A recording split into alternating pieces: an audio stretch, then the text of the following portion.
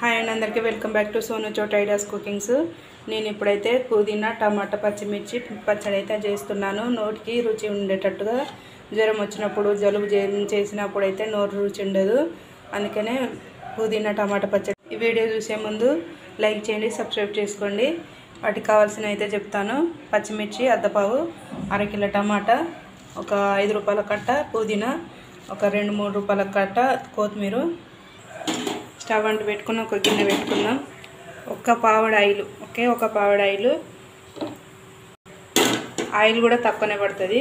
ఒక పావడు తాలింపు పెట్టుకోవాలి. తర్వాత చట్నీ అయినాక మళ్ళీ ఒక పావడు పోసి పోపు పెట్టుకోవాలి పచ్చడి. ఆయిల్ వేడింది. పచ్చిమిర్చి వేయగానే ఇట్లా మూత పెట్టండి, ముఖం మీద తిరుగుతాయి. లేకపోతే పచ్చిమిర్చి మంచిగా బ్రౌన్ కలర్ వచ్చే వరకు వేయించాలి. మూత పెట్టుకొని వేయించుకోండి, ఇట్లయితే పట్ట మీద వెళ్తాయి.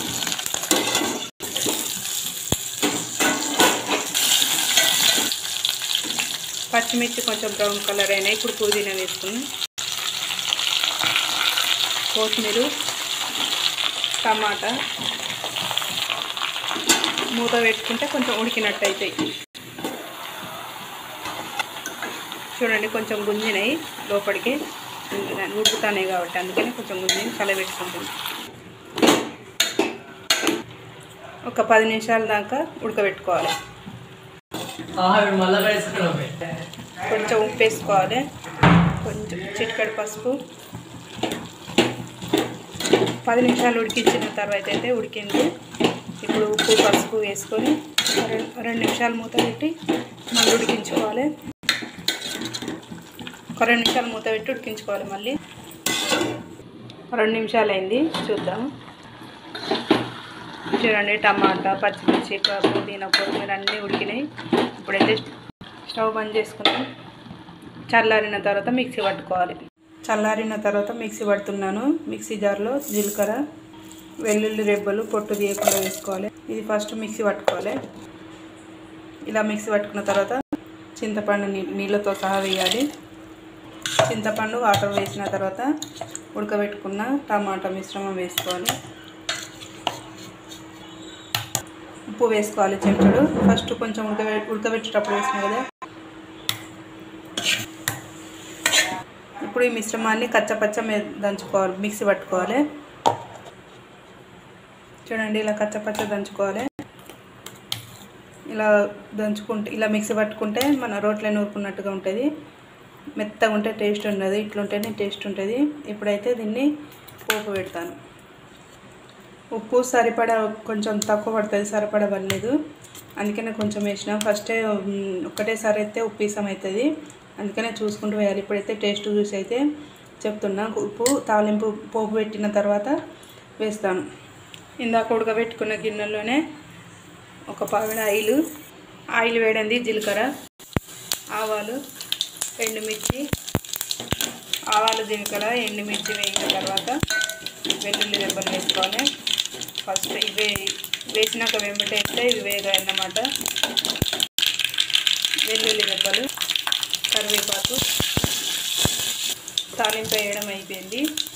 ఇప్పుడైతే పచ్చడి వేసుకుందాం. చూడండి, చట్నీ వేసుకొని అయితే పచ్చడి వేసుకొని ఇందులో కలుపుకోవాలి. ఇప్పుడు సాల్ట్ వేసుకుందాం. సగం చెంచాడు సాల్ట్ వేసిన తర్వాత ఒక 2 నిమిషాలు ఉడకనియాలి. కొంచెం తొక్క ఉంటుంది.